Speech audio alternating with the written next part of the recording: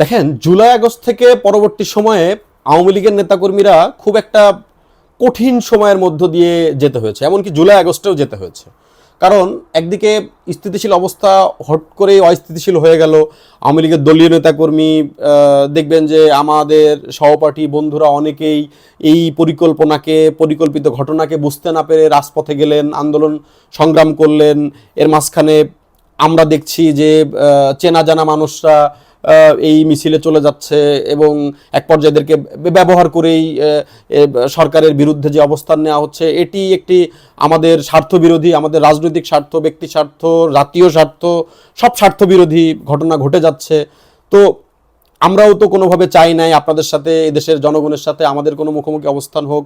তো এই যে বিব্রতকর অবস্থার মধ্য দিয়ে আওয়ামী লীগের নেতাকর্মীদেরকে যেতে হয়েছে।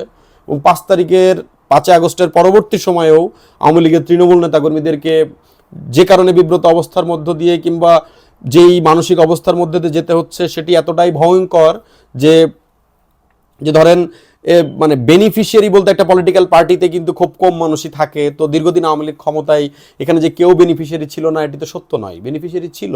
কিন্তু আওয়ামী লীগের এই যে কোটি কোটি নেতাকর্মী, তারা কোনোভাবেই মানে যার 99.99% কোনোভাবেই বেনিফিশিয়ারি কেউ ছিল না, তাদের উপরে আপনারা দমনপীড়ন চালাচ্ছেন, নির্যাতন করছেন। তো এটির কারণে না, খুব এই জুলাই আগস্ট থেকে লাস্ট এই কয়েকটা মাস আওয়ামী লীগ নেতাকর্মীরা খুব বাজে মানসিক অবস্থার মধ্য দিয়ে যাচ্ছে। অথচ দেখবেন এই বাজে মানসিক অবস্থার মধ্য দিয়ে যা মানুষজনগুলো এখনও চাচ্ছে যে দেশে খুন বন্ধ হোক, ধর্ষণ বন্ধ হোক, রাহাজানি বন্ধ হোক, চাঁদাবাজি বন্ধ হোক, এই সব কিছু বন্ধ হোক।